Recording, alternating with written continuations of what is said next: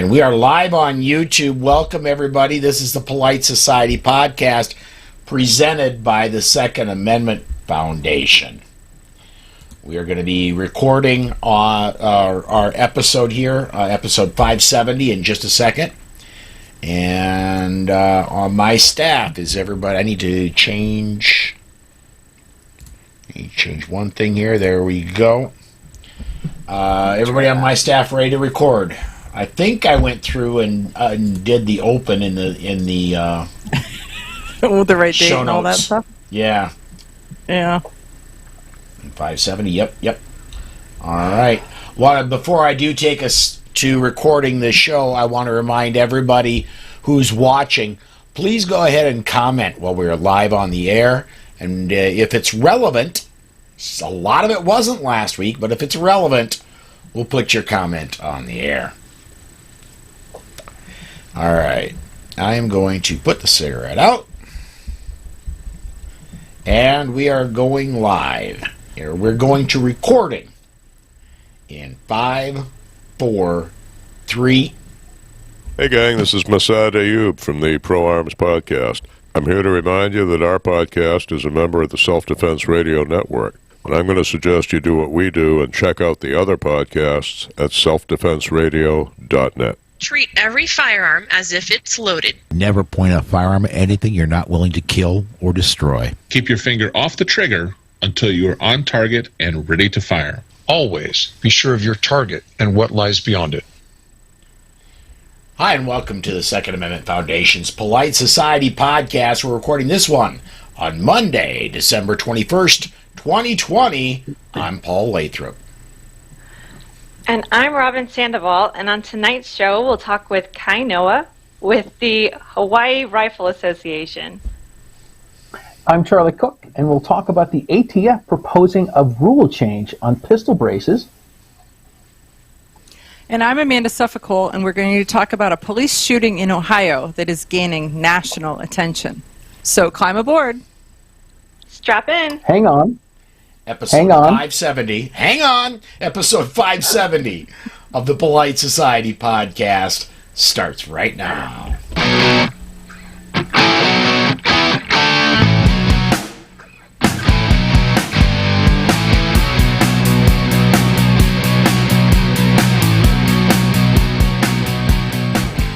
All right, another Monday, another episode of the Polite Society podcast. I'm going to go ahead and start with the young lady on my right. Robin, what have you been up to since the last time you've been on the air? I'm trying to remember. Everything is always a whirlwind. I'm doing a lot of virtual training these days. I'm putting together some online instructor courses.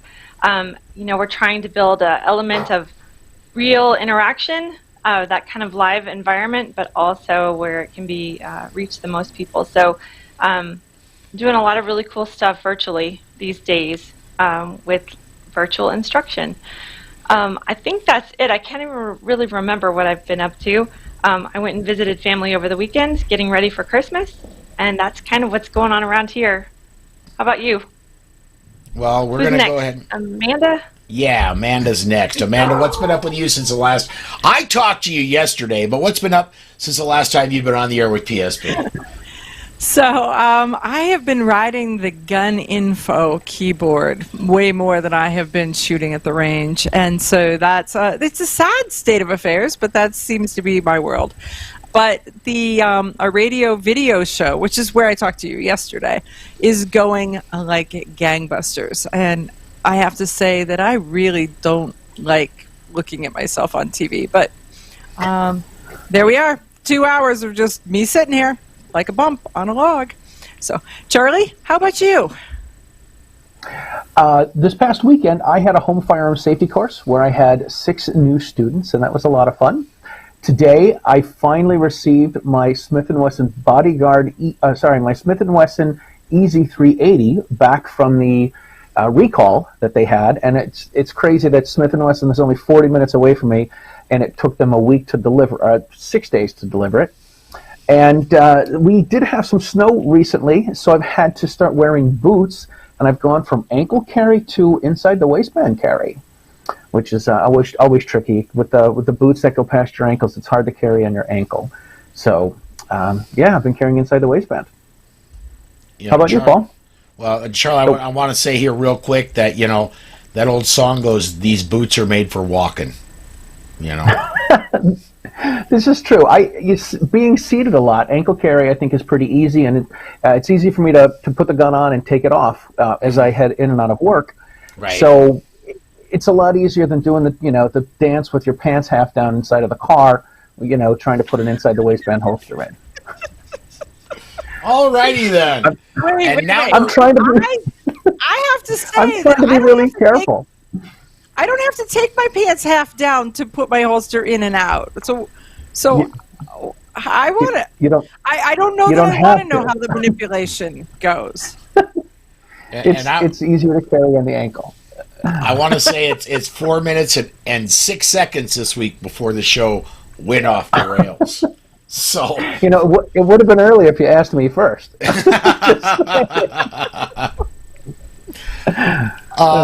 For me, non-gun related, but significant in my chosen lifestyle, let's put it that way. Today was the day I took the motorcycle, and put it in storage for the winter. We've had an extremely mild fall, and I was able to make it all the way to the first day of winter before I finally decided if I wait much more, it's not going to be healthy to ride this thing over to the storage unit. So the motorcycle went to the storage unit for the fall. Other than that, just been doing lots and lots and lots of work. Wrote up 2 articles for the Gun Mag that are going to be mentioned in the news segment this week, and done my usual video work. So I haven't been out a lot. Yesterday, the family and I had our Christmas celebration. We don't often celebrate it on Christmas Day simply because Susan gets paid a huge bonus to work on that day. I used to get paid a huge bonus to work on that day. And it was just easier with everybody's scheduling to do it on a different day, and that ended up being yesterday. So our Christmas in the Lathrop household is already in the books. I would like to wish everybody that is going to be celebrating Christmas on time this year a Merry Christmas. So that does kind of do it for what's been up with Susan and I. Did I miss anything from the other room? No, I think you got it all. Yeah, she says we're good. So, all right. Nice intercom. Yeah, hey, it works. Her office is 5 steps from mine. So, right. It's easier than hitting on the wall. All right, we are going to go ahead and we need to mention training, and I've got something significant in training I need to mention. Coming up June 3rd through the 6th, 2021, here in Sioux Falls, South Dakota, is going to be the Masada Yub Group's Mag 40. I am absolutely thrilled that Masada Yub has decided to go ahead and bring the whole caravan up here and have a week of training in South Dakota next year. If you are interested, get a hold of Susan at politicsandguns.com for registration. These classes, we've got a limit of 22 people. There are already, is it 3 or 4? 4 seats that are spoken for. And so this is going to sell out, and it's going to sell out early. If you want information, if you want to sign up, email Susan at politicsandguns.com. It is time for us to step aside to break. When we come back, on the other side, we're going to be interviewing Kainoa Kaku. He is the head of the Hawaii Rifle Association, and we'll be right back right after this. This portion of the Polite Society podcast is brought to you by the Armed Citizens Legal Defense Network. If you carry a defensive handgun, you need protection from the aftermath of prosecution. Even if you do everything right, you can be the victim of an overzealous prosecutor or even be falsely accused. That is where the ACLDN comes in. They provide immediate assistance when you need it most. If you find yourself under arrest, they immediately pay bail money and the retainer for your attorney. Additional funds are available for trial and civil proceedings. Beyond the money, they have far and away the best team in the industry, providing you invaluable information and training DVDs that are included with your membership and who stand ready to work with your lawyer on your defense. People like Masad Ayub, John Farnham, James Fleming, Tom Gibbons, Emmanuel Capelson, Dennis Tuller, and led by network president Marty Hayes. Initial membership is only $135 for your first year, and you get 8 incredible training DVDs and other educational material when you join. If you don't have tens of thousands of dollars to defend yourself at your disposal right now, you need to be a member of the ACLDN. Go to armedcitizensnetwork.org and become a member today. And please mention that you heard about them on the Polite Society podcast. And welcome back. This is the Polite Society podcast presented by the Firearms Policy Coalition. This is our interview segment, and joining us tonight, it is my absolute, and for him, it could even still be morning. Hawaii is way off of where we are. Joining us today is Kainoa Kaku. He is the head of the Hawaii Rifle Association. Thank you for joining us today, Kainoa. Kainoa. You know, you said it right like 9 times so far today, so that's pretty good. And then I trip up when it matters the most. Thanks for joining us today, man. I'm super happy to be here. Good to talk to you again. It is 1:10 in the afternoon in Hawaii, so I got the rest of the day ahead of me still. Okay, wow. Very cool. It's as when we shut down, I get to do a little bit of post-show work, and then I'm going to bed. So let's go ahead, and Charlie, he's a night owl. He's okay. But let's go ahead and let's talk a little bit about the Hawaii Rifle Association. I had you on. You're one of the very first people that were on the Daily Bullet for the Second Amendment Foundation. But I wanted to bring you back on and put you here where you got a little bit more time to talk about Hawaii and what's going on there. And I want to start with Hawaii is not known as a Second Amendment friendly state. Most people aren't really aware of the state of gun rights in Hawaii, but I would say you guys are ranked right there with California and right next to New York, New Jersey. Things are not happy in the Aloha State for gun owners, right? No, not at all. And it's basically always been that way. I mean, while we might not necessarily have certain firearm restrictions, like in Cali, you know, there's a list of guns that you can buy. While we may not have that, the actual process of acquiring a firearm is extremely difficult in Hawaii, and during the pandemic, it's been basically impossible for tens of thousands of citizens that are trying to get guns right now but cannot get guns. All right. So what I'm going to do is I'm trying to get social media, and I can see there's quite a few comments coming in on social media, but I'm going to get it so we can let the guests. By the way, if you are watching live, comment on the live video either on Facebook or on YouTube, and we will probably, if it's appropriate, get your comment on the air. I'm going to go ahead and I'm going to open this up to my co-hosts here, to Charlie and Robin. Any questions you want to ask Kainoa? I have questions about how you said that guns were difficult to acquire, and I'm wondering if that is the logistics of getting them to Hawaii, or is it really just the legal paperwork for a citizen to purchase? Is it a combination of both? Firearms getting here isn't a problem. You know, obviously shipping is going to be more expensive than acquiring a firearm on the mainland, but the main hurdle in Hawaii has always been our permitting system. So on Oahu, if you want to buy a gun, Oahu's the largest hub of the state, where we have roughly 1 million people living here.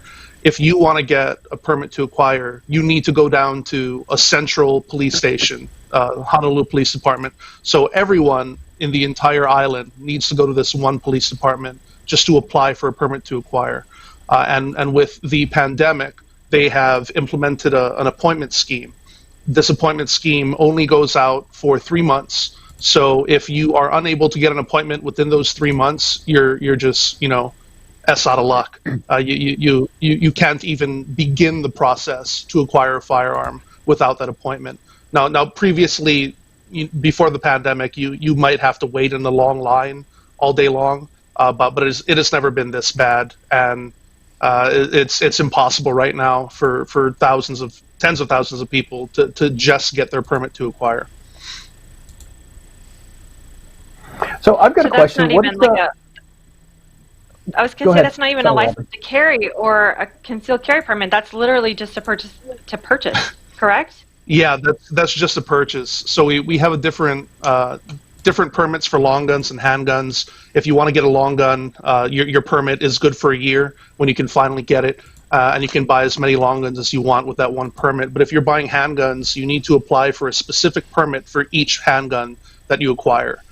So if you're buying a handgun a week apart, that's 3 trips to HPD that you would normally have to make, pre-pandemic, just to get that one handgun. So we're not even talking about license to carry, which doesn't exist here. We don't have concealed or open carry. Only security guards, armed security guards, are able to get their carry license, and it is only open carry. I know it's pretty there, but you should move to Texas.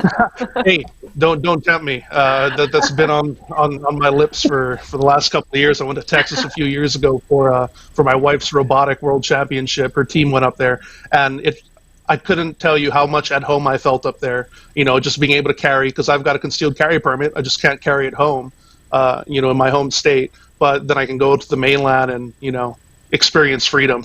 It's refreshing. So, if I could ask Kainoa, there are a lot of lawsuits flying about in federal courts right now, including several in the Ninth Circuit, which is the circuit that Hawaii is in. Is there anything that you see in front of the Ninth Circuit, or maybe possibly going before the Supreme Court, that gives you hope right now? Yeah, so I mean, we've gone through this dance a few times in the last decade or so. We were waiting on Peruta v. San Diego, but that fell through, unfortunately. And currently, Young v. Hawaii was recently heard en banc in the 9th District. So we're waiting for a decision on that, and we should hopefully have one by March or April. But I'm not going to hold my breath since the case was just heard in September. And this is for open carry specifically. But we are hopeful. Like we think that the state kind of sees the writing on the wall, because they were trying to preemptively pass an additional concealed carry or open carry permit bill this past year that would charge you $100 simply to apply for your license to carry. So this is how scared they are. They wanted to take power away from HPD or from the county police departments and give it directly to the AG's office, and then put a $100 application fee on top of it. And they would also require you to take a yearly safety class, handgun safety class. So you'd be looking at $150, to take a class within the last 6 months of applying for your permit, and then pay $100 for your permit without the guarantee of actually getting your license to carry. So wonderful, wonderful things in the state of Hawaii, as always. What kind of stuff do you guys have to do to train to get one of the permits? So you need to take an NRA instructor course, basically. So we teach a modified version of the NRA safety, the handgun. Just getting into it, learning how to use your firearm. But in the state of Hawaii, you're required to take 4 hours of classroom time. The class is required to have a law portion, so that you can understand the maze of laws in Hawaii before you actually begin trying to get your gun. And lastly, you need to do 2 hours of live fire training. The other option is, of course, to take a hunter's safety program with the DLNR, or Department of Land and Natural Resources. But it's one or the other. And that's for specifically a handgun. That's not for a rifle. It's not for a shotgun. You do not need to take a safety class in order to apply for your long gun permit. But if you do want to apply for a handgun permit, you need to take that safety course first. That's taught by an NRA instructor and meets those requirements. I can't imagine how cost prohibitive that is for the people who really need a firearm for their own self-protection and for their family. How it must seem like an insurmountable task to acquire one. Absolutely, and Hawaii isn't exactly the cheapest place on earth to live. And you were asking earlier about if there's difficulty getting guns here, And while we can, usually get guns here pretty easily, what is difficult to get here is ammunition. And right now we're definitely feeling that with the pandemic. I mean, there's those of us, who have the foresight to stock up on ammunition before these things happen. But for anyone just getting into guns now, we've seen 9mm go from 20 cents a round up to at the absolute cheapest, maybe 40 to 45 cents a round, and even higher, 75 cents to 95 cents for a 9mm. It's absolutely crazy, and of course there's people that are taking advantage of the inflated prices. But yeah, ammunition is really hard to get right now because of the restrictions in shipping. Okay, we are getting just all kinds of social media commentary coming in. One of them that I want to address that just came through a little bit ago, Matt Pawlowski says, it sounds like only 6-hour training. Illinois requires 16 hours. It's not the training that matters. It's the even if you put training in, you're just not going to get. I mean, Hawaii, from my understanding, is like San Francisco. In theory, you can get a concealed carry permit. In practice, it's never going to happen, right? Yeah, concealed carry, just no one gets it. I can't think of a single person who's gotten their concealed carry. I think during the Young v. Hawaii, the judges were questioning the attorney for the state, and he said he couldn't think of anyone that has gotten their concealed carry in the last 10 to 15 years. I think there might have been one person, and they had connections to the police chief, and it is the police chief that decides ultimately whether or not you could get your permit. And this is one of the reasons that they were trying to pass this most recent bill to put a $100 price tag on simply applying. And it's because on the island of Kauai, we got a police chief that was from Vegas. So all the other police chiefs and the people in power, they were worried that this gentleman from Vegas might have a different opinion on concealed carry, because ultimately it's up to the police chief who can approve or disapprove of your concealed carry permit. If we got a new police chief in and he's just like, oh yeah, I can see this being a good reason to have a concealed carry permit, or just blanket approving any permit that came in, they saw that as a problem. So that's why they wanted to take the responsibility away from police chiefs and even further centralize it with the Attorney General's office. So it's a lot of bureaucracy and people that know what's best for us deciding what we get to do and not do in Hawaii. That's what it sounds like. It just goes deeper into the bureaucracy instead of, it just makes it even harder. Yeah, and again, this bottleneck is absolutely insane, especially right now with the pandemic, because HPD just refuses to let people line up, citing safety concerns. They're worried for our safety, so they don't want us to gather. And we're in a tiered reopening for Hawaii right now. We just opened up to tourists, and it's not like we have a lot of sources of income in Hawaii. Tourism is our industry. We don't make money anywhere else. But our supreme overlords have seen fit to just shut down tourism and then slowly reopen it, as long as we don't have significant amounts of COVID positive tests that are going out. And they're talking about descaling or scaling back right now. We're in tier 2 of a 4-tier opening system, and with the positivity rate where it's been for the last couple of weeks, they're talking about dropping all the way back to tier 1, which basically shuts everything down again. Yeah.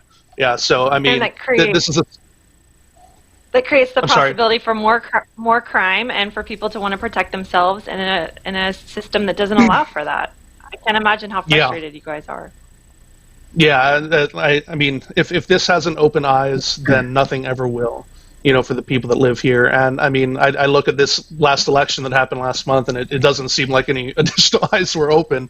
It's the same old politics. It's the same old people getting elected into office that are making these decisions. I mean, I have hope for a new mayor. Hopefully he'll make some changes and do some right things. But yeah, that's another month away. I've got a question. If you're, I know we have a lot of people that are instructors. If you're an instructor and you live in Hawaii, do you still have to do training every year? So the training every year, that was a proposal for for the application to get a concealed carry permit. Gotcha. Taking your safety class for a permit to acquire, it's a one-time deal. You get your affidavit, and it's a one-time thing, and you keep that forever. And whenever you want to apply for a new handgun, you have to take that in. God, an affidavit sounds a little more serious than a certificate from a class.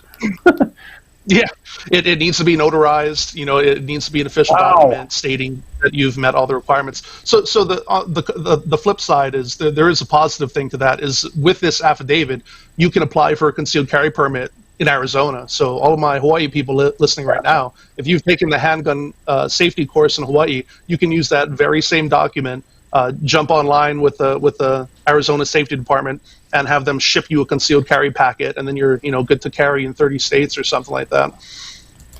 So there is an upside to having it, but having that as a roadblock to get a gun is absolutely ridiculous. I think everyone on our side agrees with that. Yeah, all of this is a roadblock. It's the cost, it's the hoops you have to jump through, the rigmarole you have to do, and it's. I've been trying to use a phrase, and I'm calling it the gun control loophole instead of the gun show loophole.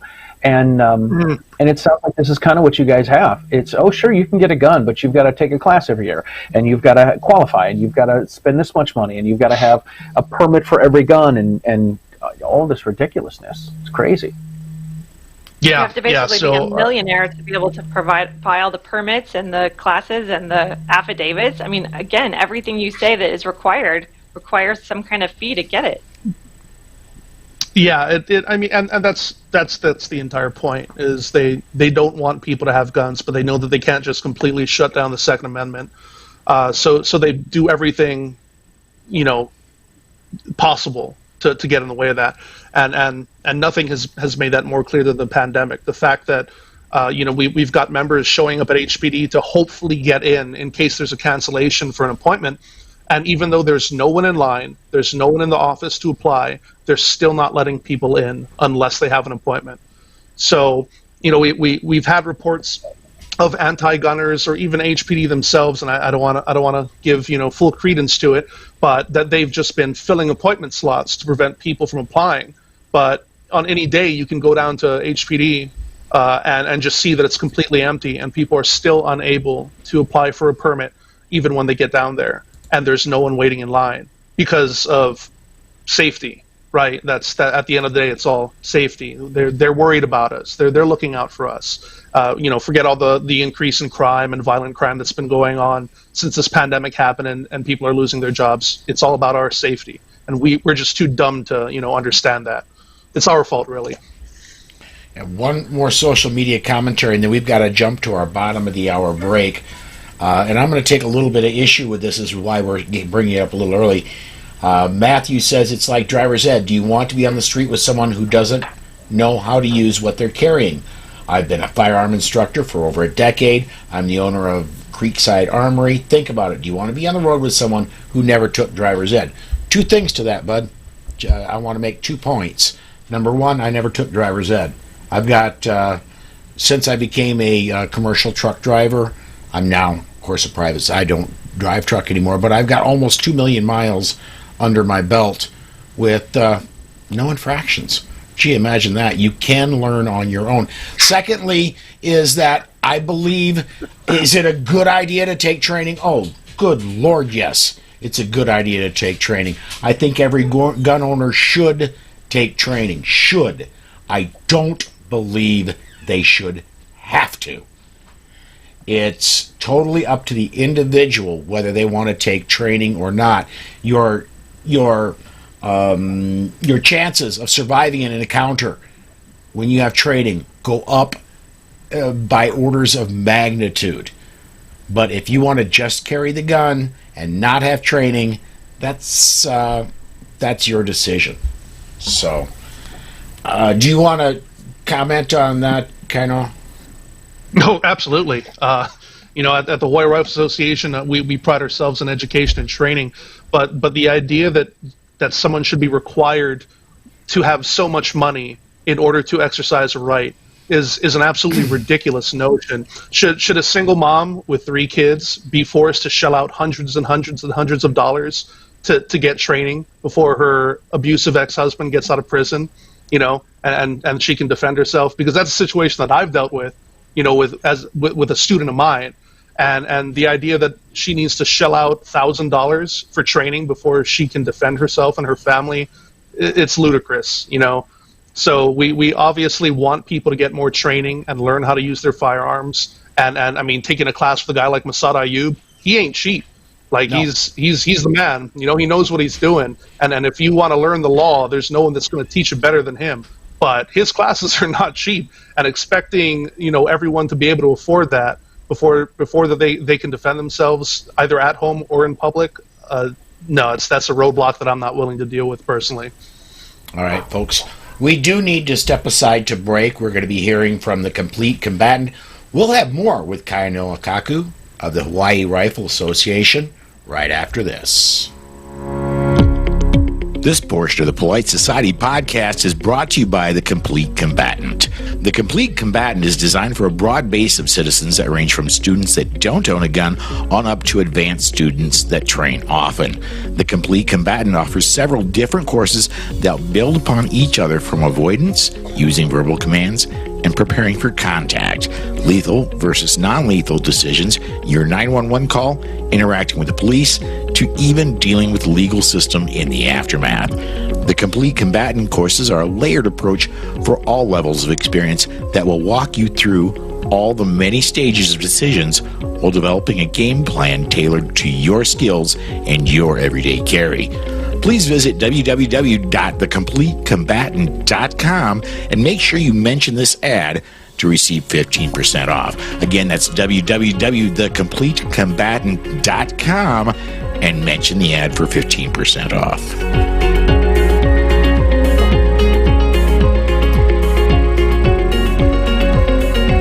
All right, we are back. This is the Polite Society podcast presented by the Second Amendment Foundation. I think we touched off a little bit of a firestorm. Comments are just blowing in here, and I want to get to a couple of them, then we'll get back to Kainoa. We've got Matthew, who made the original comment about mandatory training. He said, "You had to take a test to get that CDL, sir." Well, yes, I did. However, I did, but I did not have to take training. You can just test out to get a CDL. Let's see here. A couple more. Gerald says, never took driver's ed. Hope to take the Mag 40 sometime. Let's see here. Lost it. Kevin says, 5 years in special operations, 25 years in K-9 and SWAT.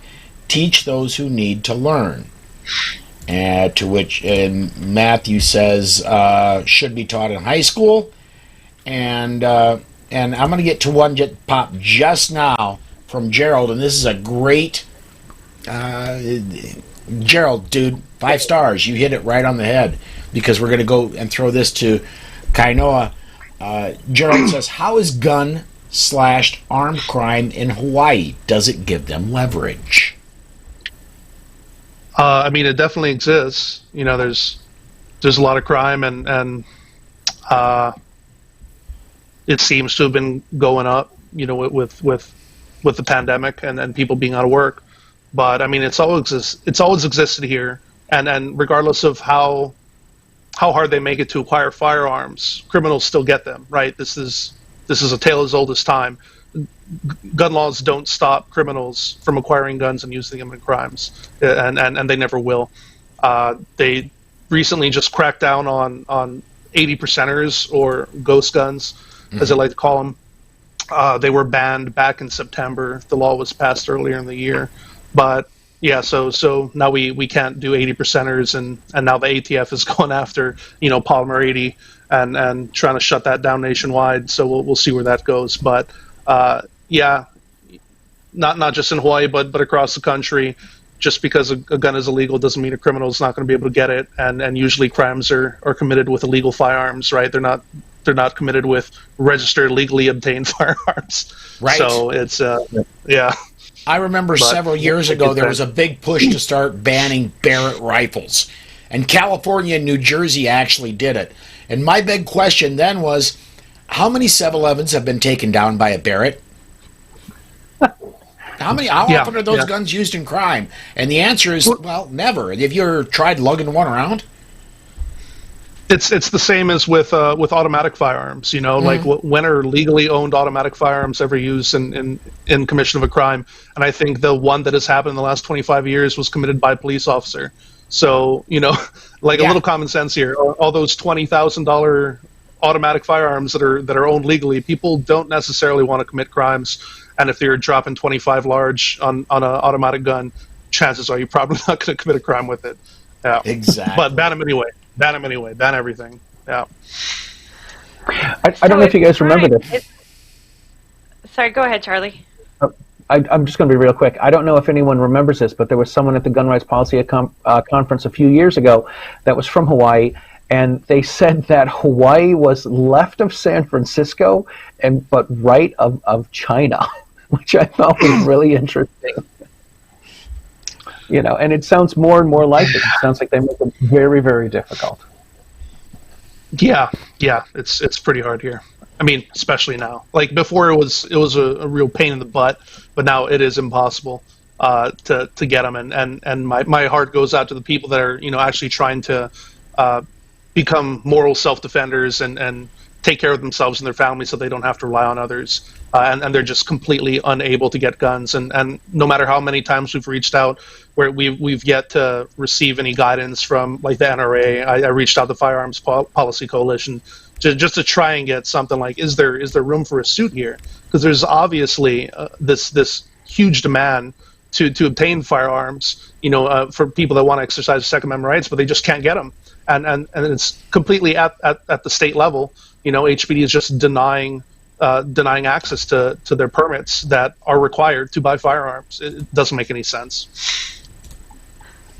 So if crime right now with the pandemic, if there is a increase in crime because of, like you said, the service industry being hit so hard, if that's not going to bring leverage to the conversation, how can the rest of us help you in Hawaii with getting more information out to people? Is it just, do you think, a show of force of gun owners rallying together? Would that even sway the system? What is the key that's going to make a difference? So I don't want to dissuade people from taking part in the process and taking part in the system, but from what we've seen or from what I've seen, nothing seems to do anything. We have all of these bills that are brought forth every year. Like I was telling Paul the last time I spoke with him, we had 45 anti-gun bills in the legislature this year. And even when we show up in force, we have rallies at the state capitol, hundreds of people show up. We have hundreds and hundreds of testimonies that come in against the bill, as opposed to like a couple of dozen that are for the bills. They get passed no matter what. So the only thing that's going to really affect change is when the people that are writing these idiotic laws lose their jobs. It's that, and it's really hard to see that ever happening here. I'm born and raised in Hawaii, and I can't imagine Hawaii ever being different, which is really unfortunate. And it's going to take more people that are freedom-minded to stand up and start speaking up for themselves instead of being the silent majority that they like to claim they are. Instead of being that silent majority, be the loud minority, and let your voices be heard. But unfortunately, there just seems to be a complete disconnect, from people wanting to get involved here, and that's just kind of the aloha spirit mentality, unfortunately. It sounds like you need to run for office. Yeah. You need to run for office. You need to add some bills. We need to get some gun owners in that Capitol building is what needs to happen.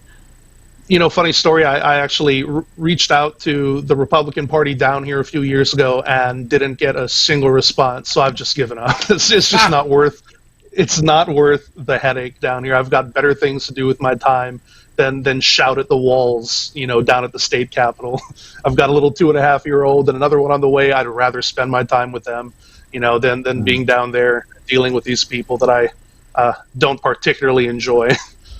Well, I want to get to a couple of social media commentary. I'm going to go ahead and rerun a couple of them.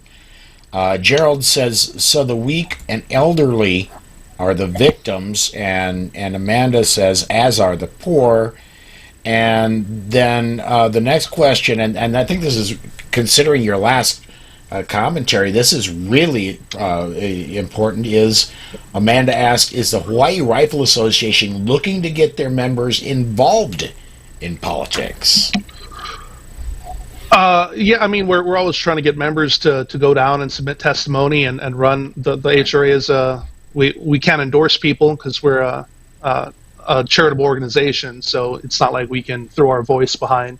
All we can do is champion the cause, right? And hopefully point out people that also champion the cause, but we can't actually endorse people. But again, Hawaii is a deep dark hole. If you're trying to get people involved to try and fight for their rights, I know we've been talking about driving a car, getting a CDL. That's not a right; that's a privilege. There's nothing in the Constitution about being able to even own a horse, let alone a vehicle.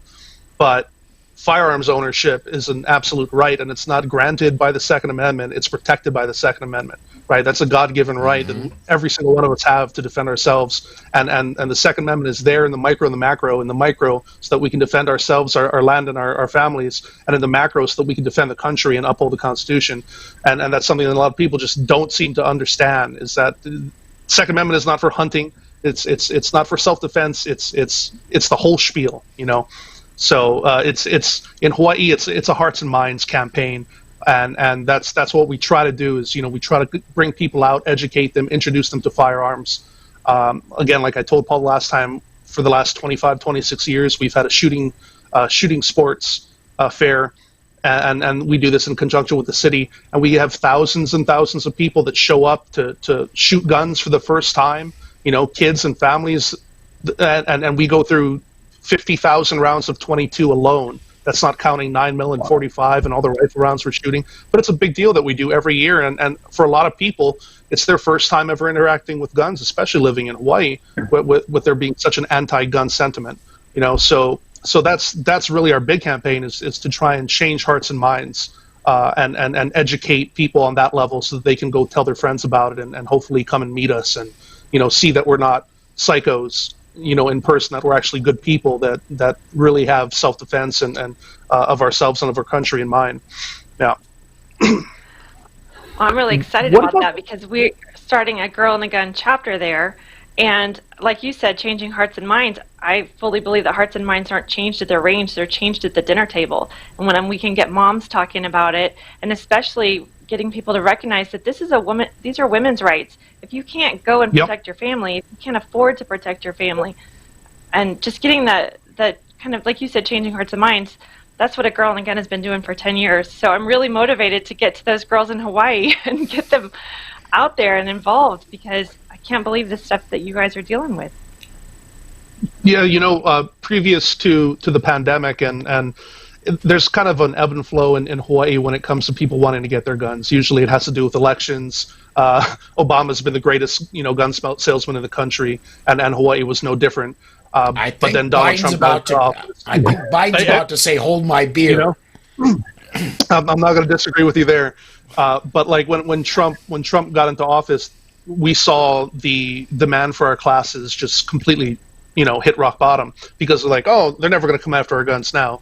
And then prior to the pandemic, my largest clientele were single women or women in general. Like I had several classes that was just gals, ladies that wanted to learn how to shoot, learn how to defend themselves, learn how to defend their kids. Like I said, single mom, 3 kids, ex-husband getting out of prison, wanting to learn how to defend herself. And it should absolutely be the greatest, women's right thing is the ability to own and carry a firearm in public. It's the great equalizer. And I do not understand how this isn't a bigger issue with the women's rights groups, that they should be able to defend themselves with a firearm.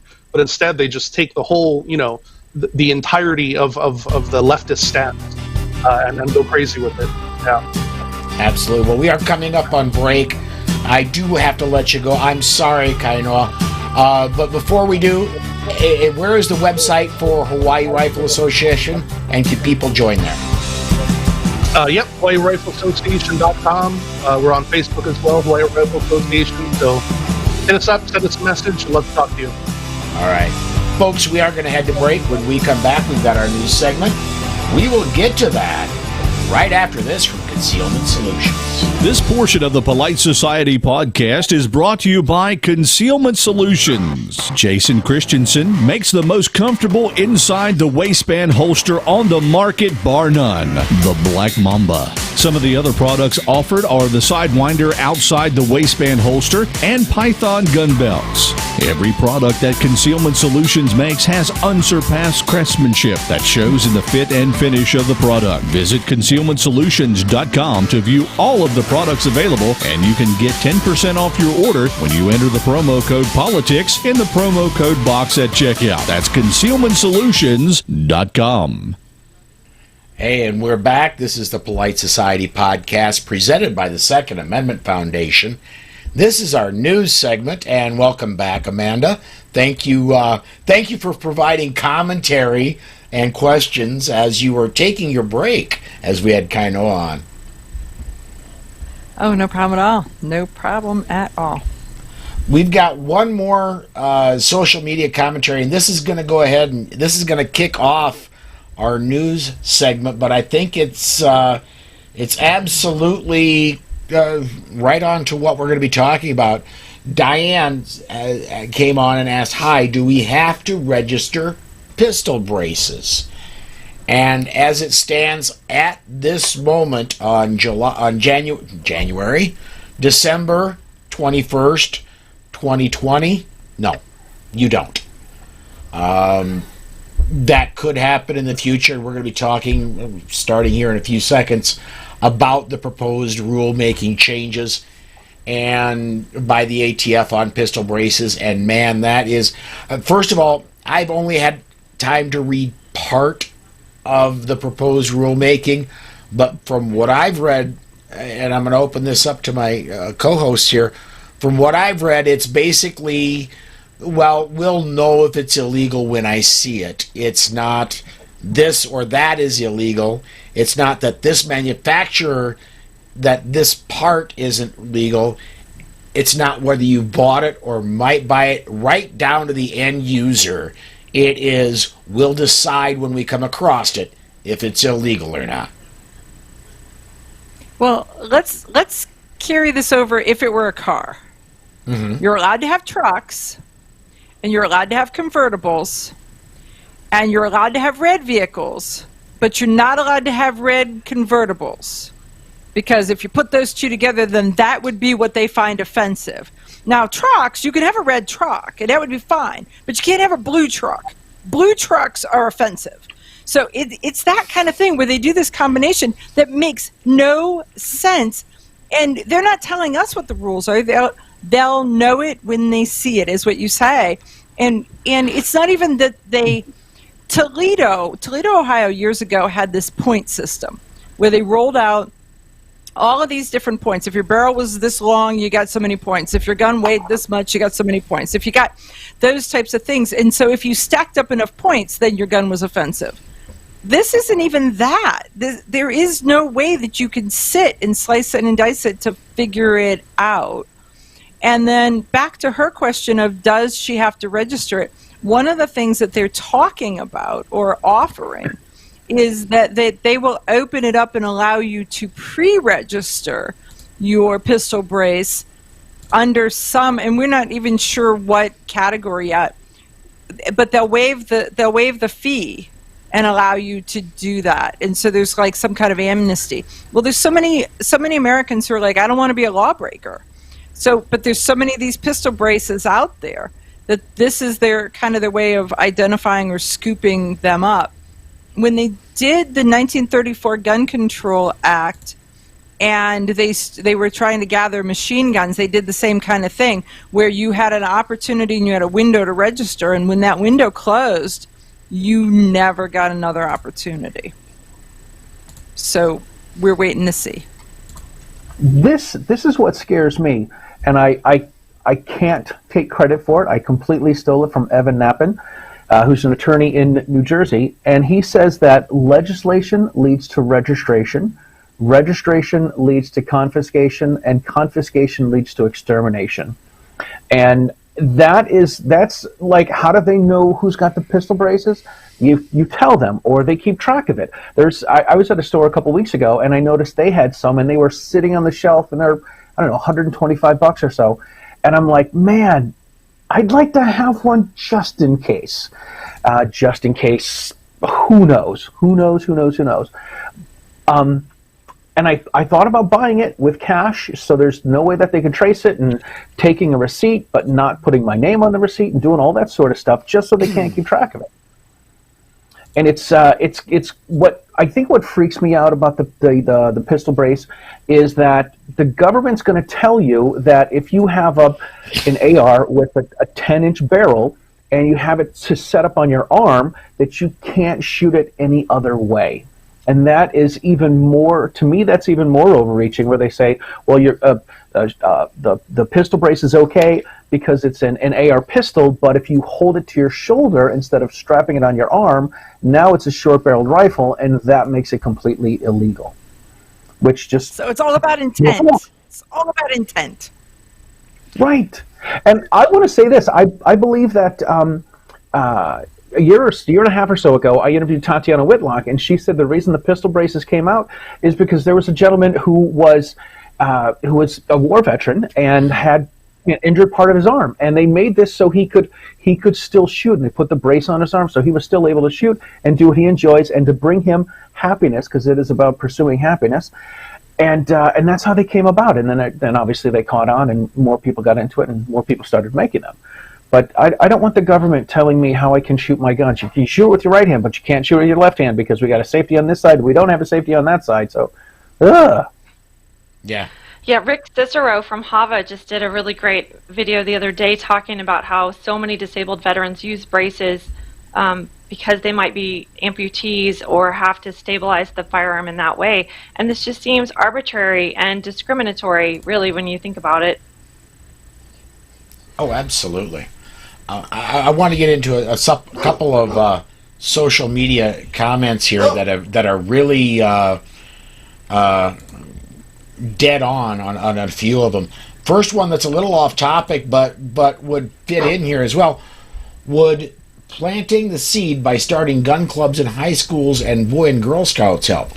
Well, I certainly think it wouldn't hurt. And when I was growing up, not to put too old an age of myself on, but when I was in the 6th grade, we went through hunter safety training, and we all got to use air rifles down in the gym, and I shot top of my class back then. But I don't think it would hurt by allowing people to everybody to be experienced. But my only question, I've talked about this before, I can't remember if this show or not, my only concern is there's a lot of people on the other team that are in the public school system. And you just know in places like Camden, New Jersey, in places like Compton, California, in places that are run by extremely liberal views, that the people who are going to be teaching this to our kids are people who should never themselves be anywhere around a firearm. And then... No, I agree. It kind of depends on the local community. I know here the Boy Scouts do a lot. We've worked with the Girl Scouts. A Girl and a Gun has worked with the Girl Scouts before to try and get certified badge programs. There's a lot of hoops to jump through. You'd be surprised. But I know the Boy Scouts do stuff. I know our 4-H programs do a lot. And then there's a lot of the kids doing air rifle, tons of kids doing shotgun. There's so many scholastic programs through CMP and the scholastic pistol programs and through the shotgun world. There's a lot of opportunities to get kids involved in the shooting sports at a young age. People might be surprised at how many opportunities there are. When my son was in Cub Scouts, we would go to the summer camp and go to these one-day events and stuff, and the lines that were the longest were the ones to shoot the bow and arrow and shoot the 22 bolt-action rifles. And so I think the Boy Scouts do have it. I know they have a shotgun thing. They have a shotgun badge and a rifle badge. I'm very sure they don't have a handgun badge, but I think they do have an archery badge as well.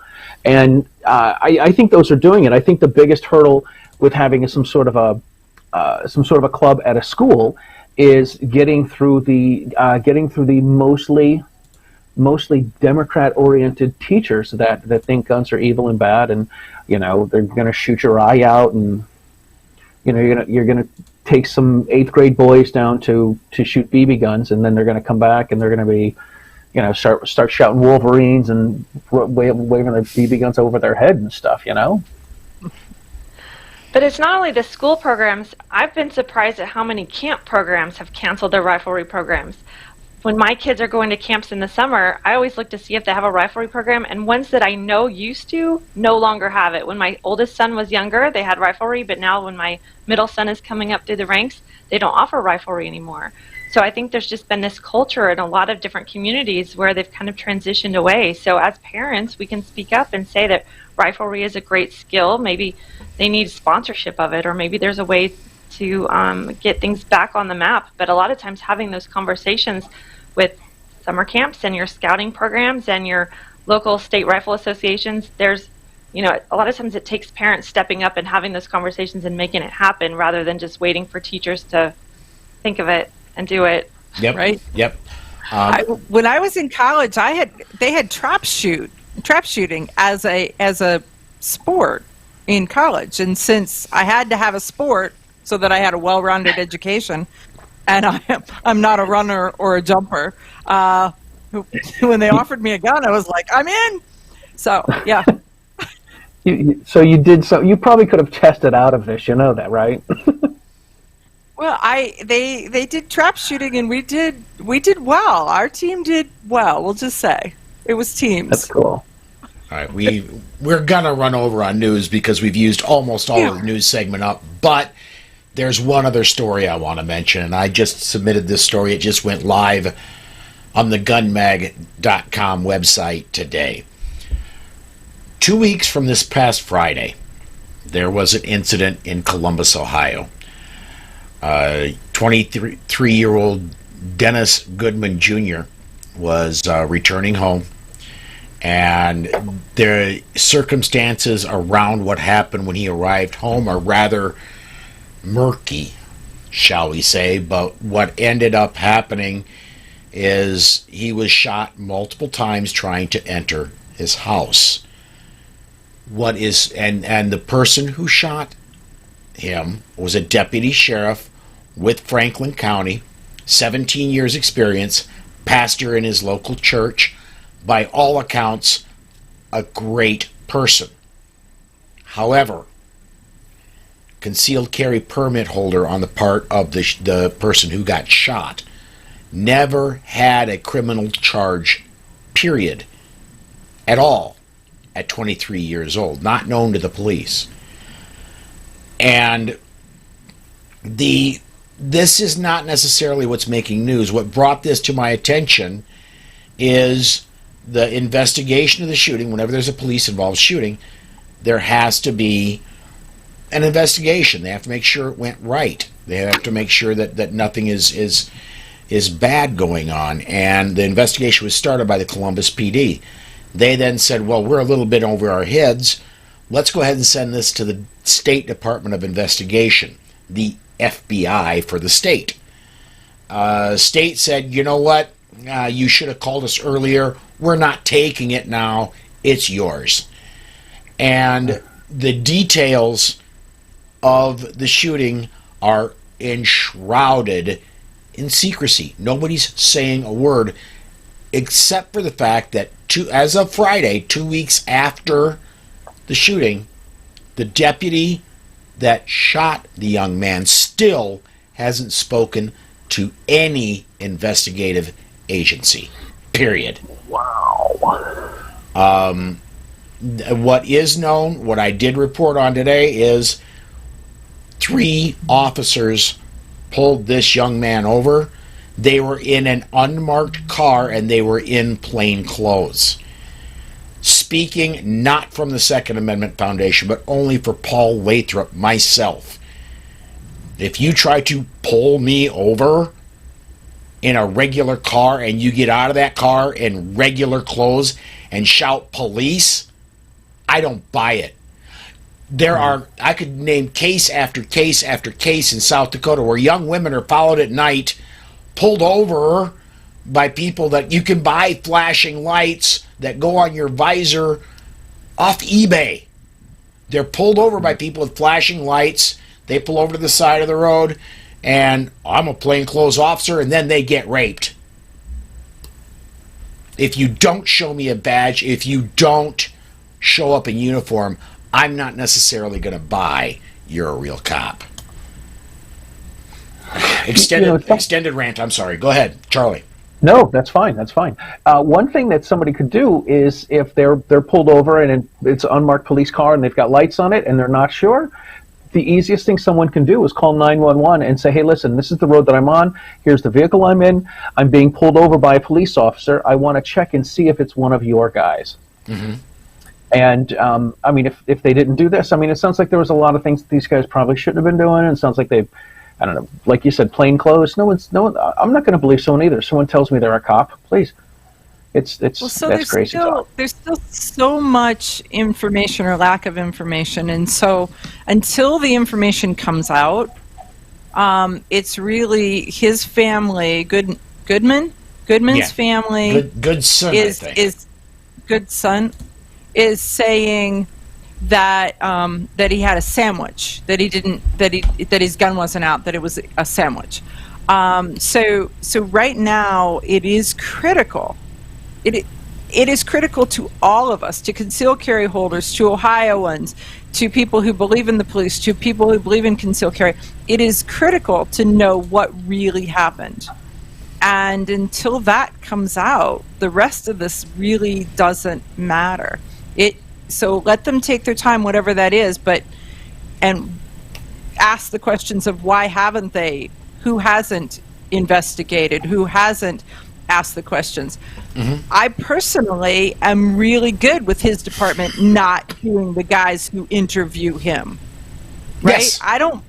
I want it to be somebody else.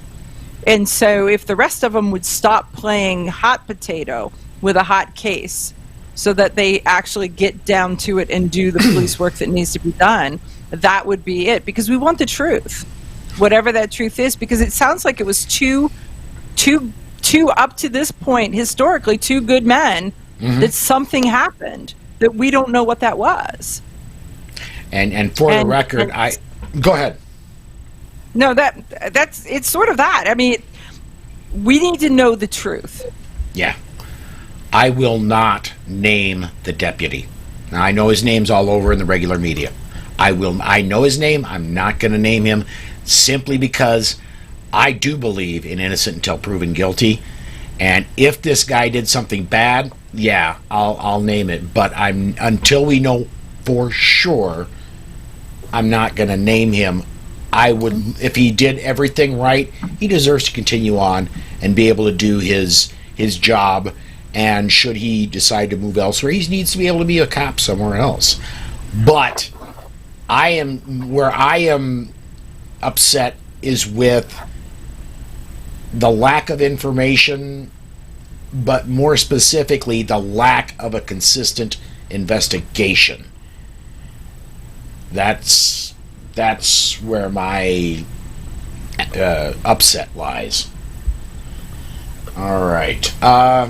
Anything else on this? Because we're obviously late. Do we want to jump to break and get to DGUs? Yeah. Okay. I see one person down there nodding his head, so I guess I will. Sure, let's do it. All right. We're going to go ahead and step aside to break. We're going to hear from Jews for the Preservation of Firearms Ownership. We'll be right back with our defensive gun use segment right after this. In 1928, Germany required its citizens to register their firearms, making possible Hitler's 1938 Nazi Weapons Act, disarming all Jews. Now ask yourself, what is the real consequence of registration? All in favor of gun control, raise your right hand.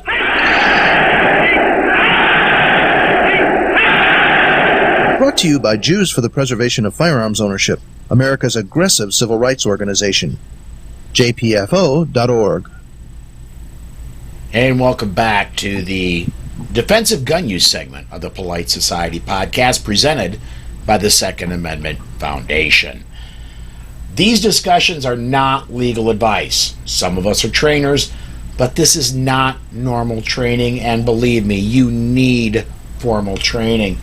The defensive gun use segment is intended as information, not as training, and as always, the opinions of the hosts are only their own opinions and not those of any sponsors or other affiliations.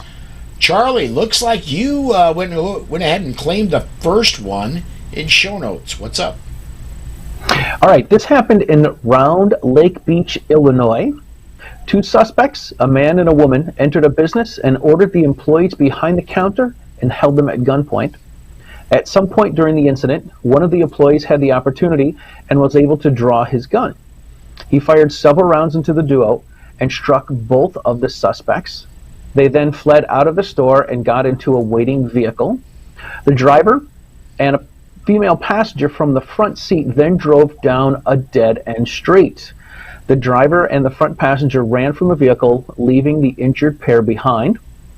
The vehicle was discovered by authorities, and the two shot robbers were taken to the hospital.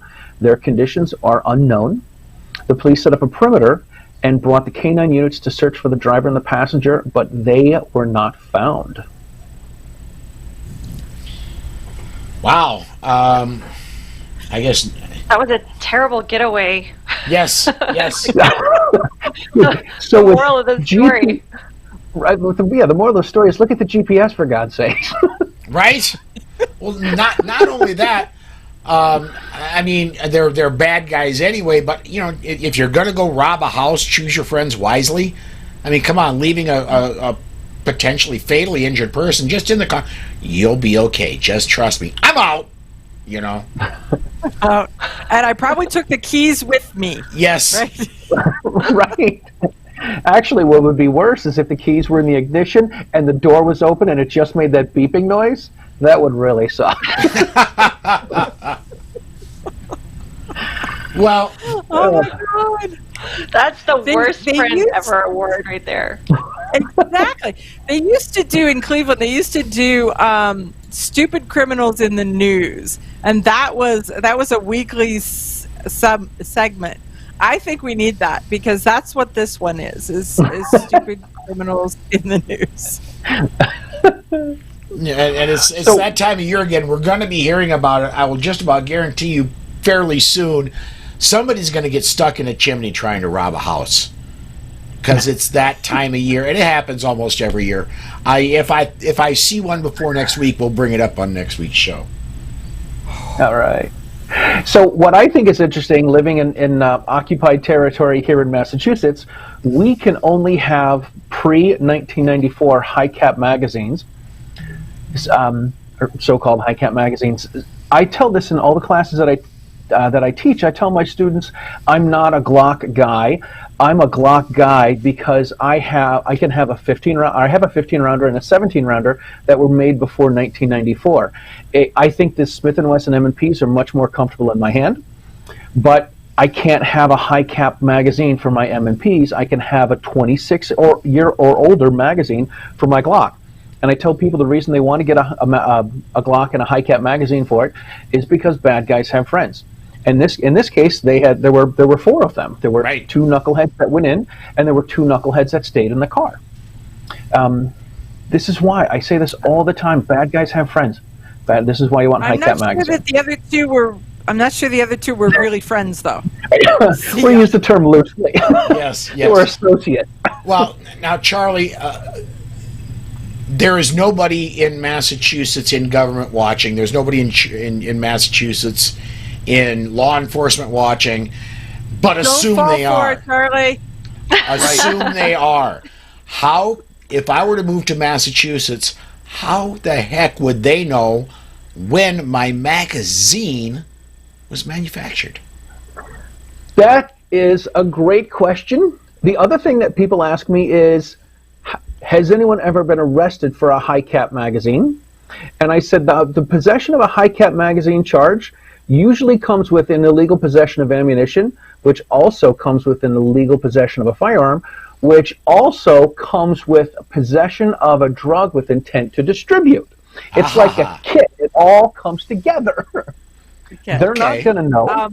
Yeah, they're not going to know. They are going to know, and this is how they're going to know. They're going to know because the gun wasn't manufactured or offered until after that date. So you have to be careful that you're not buying it from Free America and transferring it to Charlie's hometown. And it was a gun that was started to be offered in 2000. Okay. Yeah, like the I have pre-94 high cap magazines, and they were made by companies that were around before 1994. So I tell people I don't know if they're old stock or if they're new or if they were repainted. I have no idea, but the company was around before 94, and you can't tell when it was made. But if you have if you've got a Magpul that holds 30 rounds, that absolutely was not made before 94. And a Smith & Wesson M&P was not made before 94. So if you have a high cap magazine for that one, you could get yourself in a bunch of trouble. But again, like you were saying, Paul, the cops aren't going to know that I have one of these unless I do something where I have to have a run-in with the police. So it's a little frustrating here in occupied territory. Sounds like it, man. Sounds like it. All right, let's go ahead and get to our next one. Let's see, Amanda, looks like you have that one. So a homeowner called police at 7:15 p.m. to report that there had been an altercation and he had shot an intruder inside his home. When the officers were en route to the home, the county dispatchers also received a call from a male who said he'd been shot. The man was at the Elizabethtown Volunteer Fire Department. Different police, went to both locations and medical aid was provided.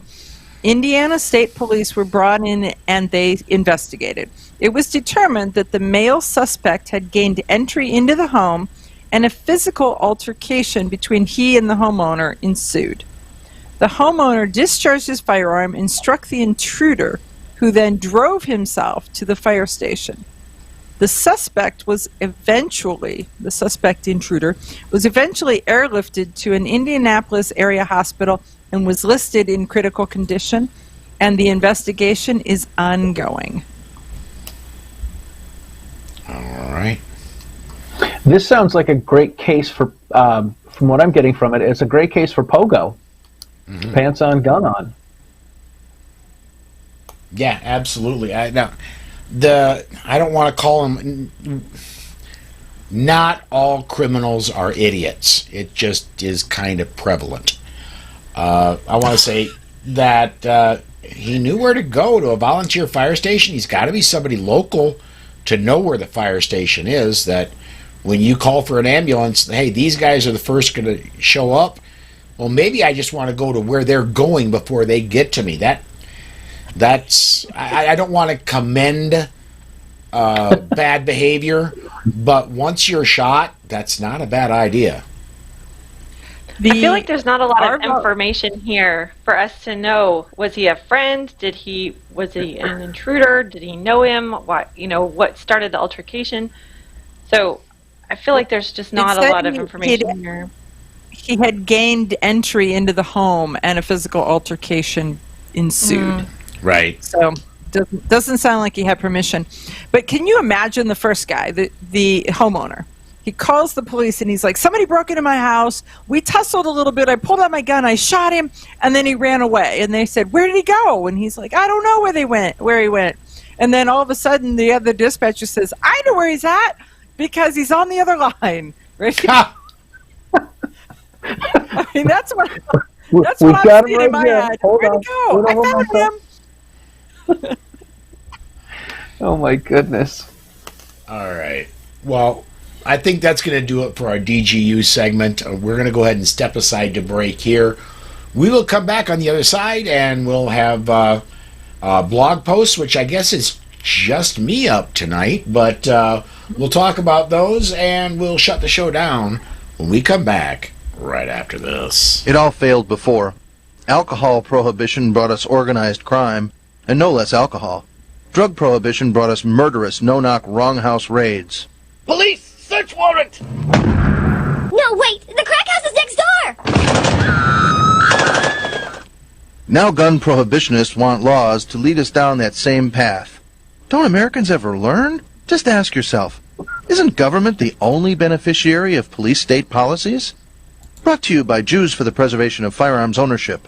Information available at jpfo.org. All right, welcome back to the Polite Society podcast presented by the Second Amendment Foundation. Normally at this point we would be saying, Rob, what's up at Slowfax? Well, since he's not here, I'm just going to encourage you to go to slowfax.wordpress.com, find out what he's been writing, and then he would be asking John, who also isn't here, to say, hey, John, what's up at onlygunsandmoney.com? And John would say, well, this is what I've been doing. But since John isn't here, I'm going to request that you go to his site, onlygunsandmoney.com, and see what he's been writing. For me, I've got two articles that we talked about in the news segment. One of them that we talked about in the news segment, and that was the Casey Goodman article that hit today. The other one I wanted to talk about briefly is I was fortunate enough to have another interview with the young lady who won the Colorado 3rd District seat. Of course, I'm referring to Lauren Boebert. And on Friday, there was a article that hit when Lauren started inquiring about carrying inside the Capitol building, and all of a sudden there's a whole bunch of liberal Democrats who want to make rules that nobody can carry inside the Capitol building except for the Capitol Police, which there aren't enough of. So basically she said, well, you know what? Go to thegunmag.com. Check out what she said. And that's kind of what I've been writing about. Let's see. Looking to show notes. Is there anything else we need to be mentioning? I've been working on an article. I had some new gun owners approach, and a couple of them asked me who were the best female shooters. And I said, well, that's a really subjective thing. To say who the best shooters are for women right now. And so we kind of went back and forth, and I said, do you want to just know, 10 women to keep your eye on, 10 women who are really rocking at their sport? And they said yes. So that's the blog article I'm working on right now, is 10 incredible athletes and defensive training instructors that I'm going to highlight as women to know. If you're a new gun owner and you want to know other women who are really leading in their sport and in their career, I should have that out at the end of this week. Very, very cool. Well, before we go off and shut the show down, I do need to mention the Facebook listeners group. Just search on Facebook for Polite Society Podcast Listeners. It's a fairly large group, and it's growing week by week, and there's a lot of great discussion in there. So please, if you're so inclined, go ahead and join us there. And I was going to go out, but I need to throw to Charlie, because Charlie, don't you have something come out tomorrow? I do. I have my 91st episode of Riding Shotgun with Charlie coming out tomorrow. It is the last show that I had from my little summer tour of the South. The interview is with Patrick. I was going to say Patrick Stewart. I have no idea how that came out. Make it it's so. Not Patrick Stewart, right? It's with Patrick Collins from. He is from GA FASTA, and they're a training group in the Atlanta, Georgia area. And I'm going to say this. I bought some ammo from him. He's got a website. It's called The Gun Food, and he has ammo, and I have some ammo coming from him tomorrow. So I'm a little excited about that. But I drove Patrick around in Atlanta, and the show's coming out tomorrow morning at 8:30 in Eastern Time, that you can find on YouTube, Gunstreamer, on the OpsLens app, and in podcast form on Apple Podcasts, Spotify, and on iHeartRadio. Very, very cool. Well, that does wrap up another episode of the Second Amendment Foundation's Polite Society podcast. I'd like to thank Kainoa Kaku for joining us today. So for Amy, Dana, Charlie, Tracy, John, Susan, Amanda, Robin, and Rob. Until next time. Stay safe. Be aware. And we'll see you down the road.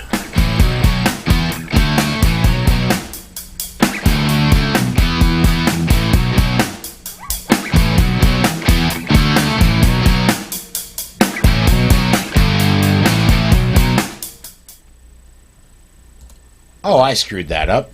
We didn't get the whole outro music in. So I'm just going to go ahead and as the social media commentary rolls, I'm going to say thank you for everybody listening on podcast and viewing us on social media. Have a good week, everybody. Have a very Merry Christmas. We'll talk to you next Monday.